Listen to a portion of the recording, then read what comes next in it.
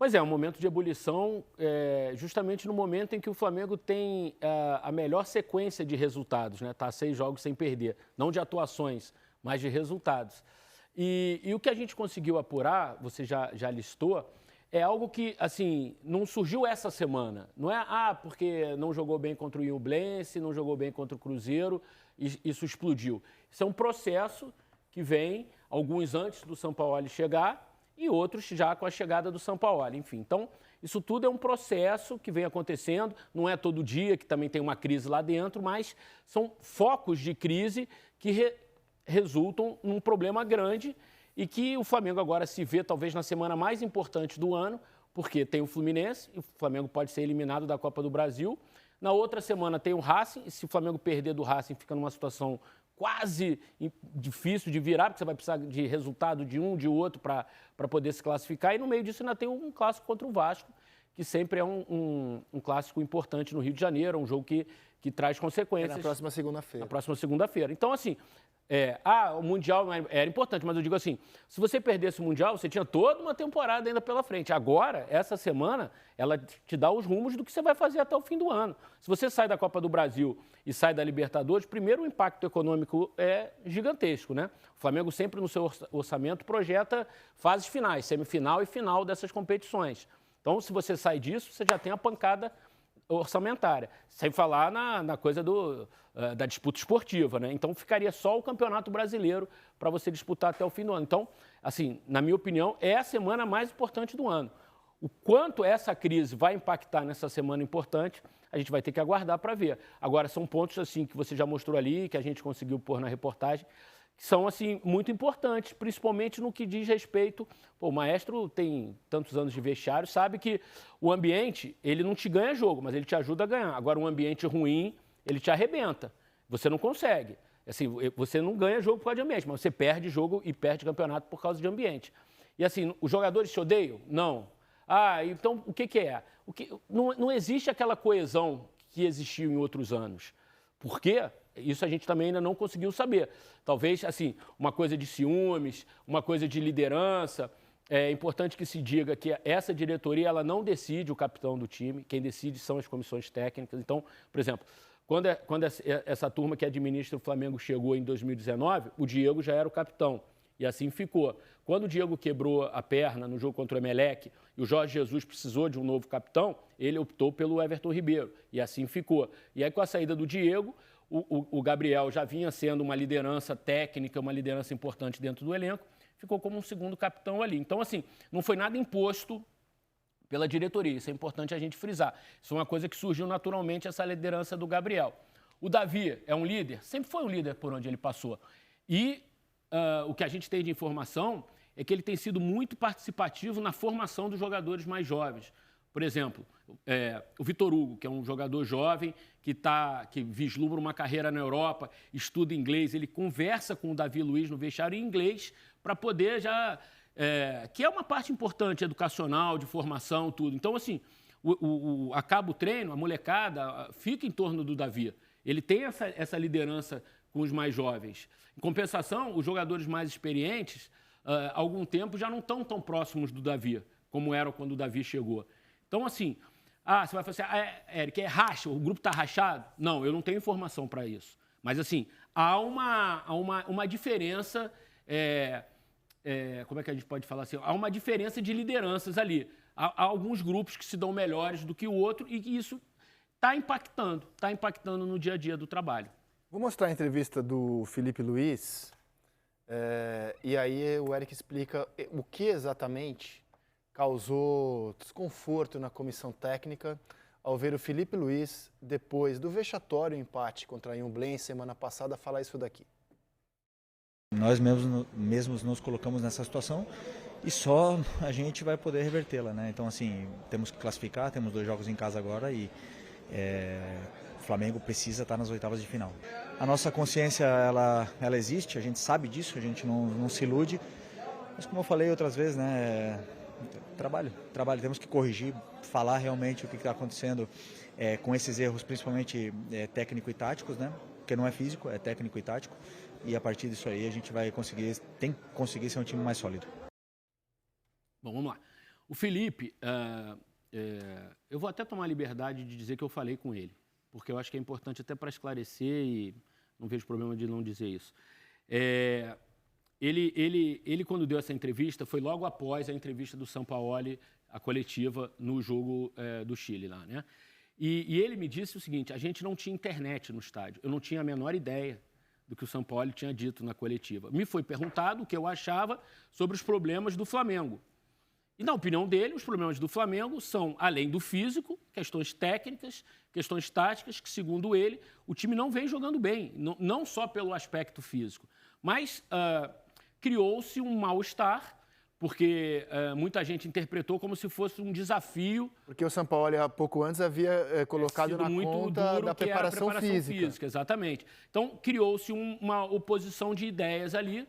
E aí o Felipe, quando soube disso, ligou para o Sampaoli, ligou, não falou nem pessoalmente, porque não quis nem esperar o dia seguinte, ligou para o Sampaoli, falou com ele, e a resposta que ele teve é que, não, ok, Felipe, está tudo certo, é a sua opinião, e que não, esse problema não avançou, digamos assim, com a atitude do Felipe de ligar para o Sampaoli entendeu e a comissão técnica entendeu e está tudo certo.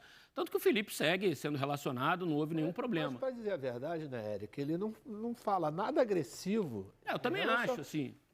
As três coisas, né? A parte física, a parte técnica e a parte tática, elas estão interligadas. Sempre vão estar interligadas. Porque se você estiver bem taticamente, você não vai perder a bola, você vai acertar passe automaticamente. Desgasta menos, né? A parte física, ela fica encoberta a respeito. Eu não vejo nada demais. E a gente conhecendo o Felipe como a gente conhece, né? Um cara sempre consciente, sempre correto, quer dizer, não me chamou a atenção. E acho que não tem confronto. Mas você entende o que pode estar na cabeça do Sampaoli? Porque o Sampaoli, nas entrevistas, ele bate muito no martelo de que o time fisicamente não está bem para jogar como ele gosta, que ele não consegue treinar o time como ele quer, porque fisicamente... O Sampaoli bate exclusivamente na tecla física. Tanto que o Mário Monteiro... O Felipe traz um outro ponto hoje, né? Dizendo que para eles são técnicos e táticos. A visão do Felipe que as coisas estão interligadas, né? Do Sampaoli, o foco dele é em cima daquilo ali, porque, de repente, as coisas que ele pensou que o time poderia fazer não estão fazendo em função desse problema físico. Mas é uma coisa consequência da outra, inclusive, né? Porque se no entendimento do Sampaoli o time não está fisicamente preparado para executar o que ele propõe, isso se reflete numa desorganização tática dentro de campo. E se você estiver desorganizado, você vai correr errado, como a gente dizia. É isso, porque você precisa pressionar lá, você precisa fazer uma transição mais rápida. Se você não tem físico para fazer isso, você vai abrir espaço taticamente e vai ter problemas. Eu acho que são consequências uns dos outros, e aí é o que o Sampaoli tem que decidir o que ele vai fazer. Porque esse é o quadro real. Ele chegou num momento de temporada muito agitado, com muitos jogos. Fisicamente, todos os times estão sentindo, e o Flamengo talvez sinta mais, porque tem uma ruptura grande de metodologias. E aí ele vai brigar contra isso? Não vai ter muito jeito. Ele vai ter que ir fazendo ajustes talvez mais lentos do que ele imaginava quando ele chegou. Eu queria rodar o gol do Ñublense, porque eu acho esse gol muito emblemático assim, da fase vivida pelo Flamengo. Ô maestro, como é que você classifica esse gol sofrido pelo Flamengo? Porque o jogo estava 1-0, o Flamengo estava retraído, desistiu de jogar, ficou só esperando o tempo passar e permitiu que um time muito inferior, como o Ñublense, começasse a atacar o Flamengo e fizesse um gol no qual ele, Flamengo, oferece pouquíssima resistência ao Ñublense nesse lance. Mas o gol já é uma consequência de tudo aquilo que estava acontecendo naquele segundo tempo, né? Você vê, por exemplo, existe um tipo de jogo na Libertadores, no Campeonato Estadual e no Campeonato Brasileiro e na Copa do Brasil. Por quê? As arbitragens são diferentes. Por exemplo, no caso do Gerson, naquela situação, ele estava praticamente com a bola dominada, né? Ele procura cavar uma falta e que sabe que na Libertadores não vão dar esse tipo de falta. Eu não sei se ele sabe que não vão dar, mas ele sabe que no Brasil dão. E aí também não dão, né? Tá deseducado. Mas o futebol brasileiro deseduca. Ensina que e você precisa interpretar isso, né? Você precisa em certas situações. Dali desencadeia exatamente. Mas eu acho que o gol é o reflexo de tudo aquilo que aconteceu praticamente no segundo tempo, com a equipe totalmente sem qualificação para poder... Eu acho um fazer gol o que muito fez, emblemático né? do momento do Flamengo, porque você olha a qualidade dos jogadores ali no lance e você fala, cara, como é que pode levar um gol desse? Como é que pode estar jogando isso daí? Você O cara vai passando no meio de todo. Eu acho um gol emblemático do momento vivido pelo Flamengo. Você vê como são as visões. Você vê no gol que tomou contra o Blense, né? Eu já vejo alguma coisa no gol que fez no Cruzeiro, né? Que foi a falta de unidade. Você vê como é que são as coisas. A sua visão e a minha visão, como são diferentes, mas que podem ter uma ligação também, né? Quando você toma um gol e quando você faz o gol também. Esse é o gol. Esse é o gol que faz, você vê. Que não tem a pirâmide, o bolinho, todo mundo junto. Cada um vai vibrar para um lado. Isso não é normal. Pelo menos do que a gente vinha visto dentro de um grupo, de um ambiente, de uma galera que já está junta há bastante tempo. Ô, Eric, eu não tenho nenhuma informação, só assim uma pulga atrás da orelha de quem assiste aos jogos do Flamengo. E eu tenho notado, assim, pode ser só uma impressão, né? Mas eu noto, assim, vendo de fora, o que eu considero hoje uma desconexão do Gabigol com o Pedro nos jogos. Estou vendo os dois muito distantes. E a minha impressão é que isso começa quando o Gabigol dá aquela entrevista dizendo que ele prefere ficar no banco, mas que se fosse necessário brigar por espaço com o Pedro para jogar de centroavante, ele preferia isso. Pode ser coisa da minha cabeça, mas eu tenho notado de lá para cá uma desconexão nos jogos entre os dois. Assim, eu também não tenho uma informação assim para te dar. Deixaram de ser companheiros e passaram a ser concorrentes. Eles nunca foram grandes amigos, isso é um ponto. Nem quando a fase era boa com o Dorival, nem agora quando a fase é ruim. Eles são jogadores com perfis completamente diferentes fora de campo. O Pedro tem as amizades dele, o Gabriel tem o estilo de vida dele, enfim. Eles nunca foram do mesmo grupo, assim, dentro do Flamengo. Jamais, assim. Não é porque quando a fase era boa eles eram super amigos e agora são inimigos, digamos assim, ou não se dão. Não, isso não é verdade, assim. Agora, havia ali uma conexão que deu certo dentro de campo pelo modelo que o Dorival adotou e pela necessidade que o Dorival tinha. Quando ele perde o Bruno Henrique, ele só tem o quê? 3 atacantes, o Cebolinha ainda chegando no Flamengo, enfim. Então ele fixou o Pedro e acabou dando certo. Mas assim, dizer que os dois se davam bem porque eles eram super amigos, nunca foram. Eu noto uma desconexão esportiva mesmo no jogo. Nem sei se eles são amigos, acho que nem precisa ser. Mas eu não noto um procurando o outro nos jogos. Realmente não noto. Me parecem dois concorrentes em campo. Mas acho que isso aí é consequência exatamente dessa desorganização que tem. A falta de definição do time, né, do esquema tático que vai ser implantado. Né? O Sampaoli não gosta de dois caras abertos, então ele mudou. Quer dizer, uma série de situações que fizeram que essa desconexão começasse a acontecer. Porque quando estava funcionando, né, com o esquema organizado, equilibrado, os dois apareceram. Os dois jamais deram a impressão que seriam concorrentes. Muito pelo contrário, é um tal de um dar passe para o outro toda hora.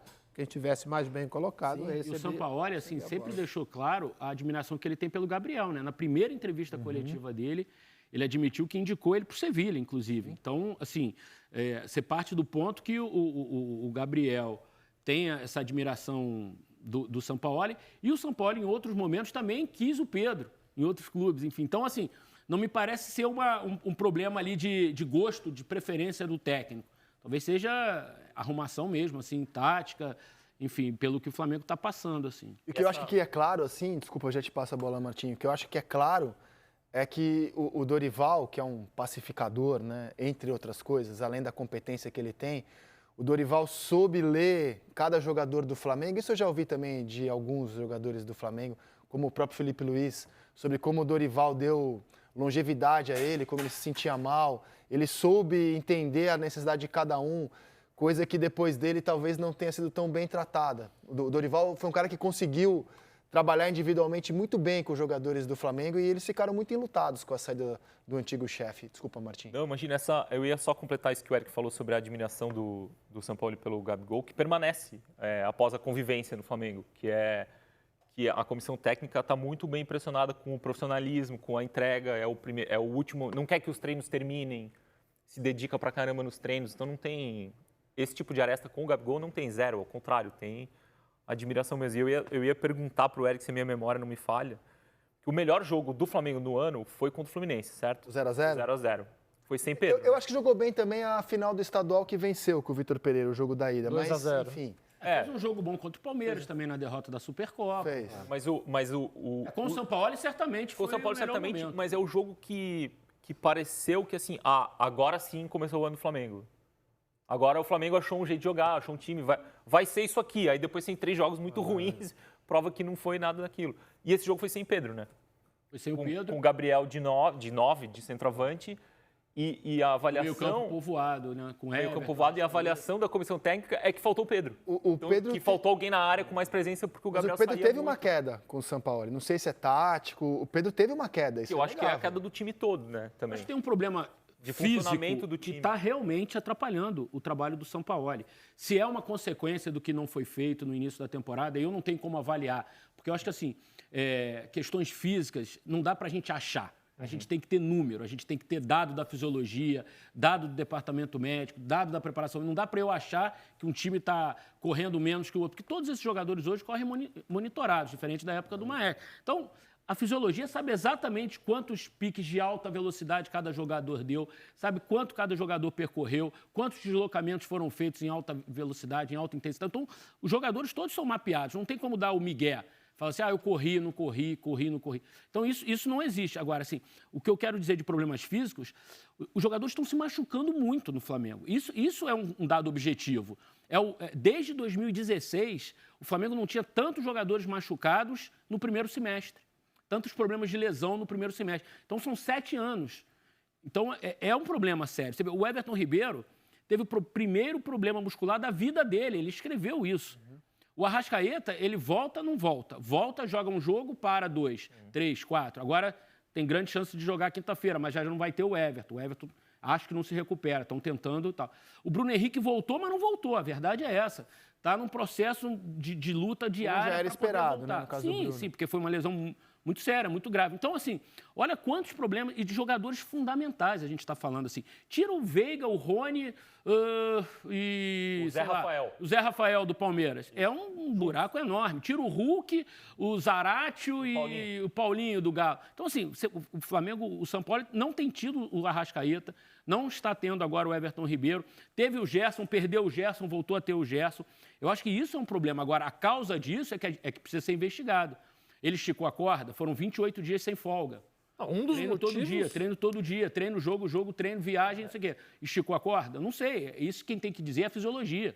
Ó, não, estava tudo certo, está tudo aqui e tal. Então, assim, porque quando a gente fala em problema físico, eu acho que é muito importante a gente ter essa responsabilidade, assim. Não dá para achar. A gente tem que ter o número, a gente tem que ter o dado e os representantes falando. Não, tá tudo certo. E o clube paga o preço também de todo ano ficar fazendo mudanças. Claro, de metodologia. É isso, não dá para Obviamente prejudica a preparação, obviamente. 4 metodologias diferentes em um ano? Às Isso vezes vai dá se certo, refletir mas no a jogador. tendência é dar errado. Completamente diferentes, como já dissemos aqui, que não é só a questão tática que muda, muda a preparação física, muda o horário do treinamento, E a estrutura muda a hoje do intensidade, a Flamengo, carga. como é da maioria dos grandes clubes do Brasil, é espetacular. O Flamengo só voa de voo fretado. Quer dizer, você ainda consegue minimizar alguns efeitos. O Ninho do Urubu é super equipado hoje com essa questão de recuperação, para fazer o recovery dos jogadores, enfim. Então, mesmo com isso tudo, não está sendo suficiente, entendeu? Mesmo com toda essa estrutura que o Flamengo oferece. O Flamengo já perdeu nesse ano, e eu digo perdeu assim, deixou de conquistar, né? A Supercopa, o Mundial, o Estadual, a Recopa. Na quinta-feira pode ter a 5ª taça indo para o espaço, a 5ª taça possível na É o temporada. atual campeão, né? Que é o atual campeão.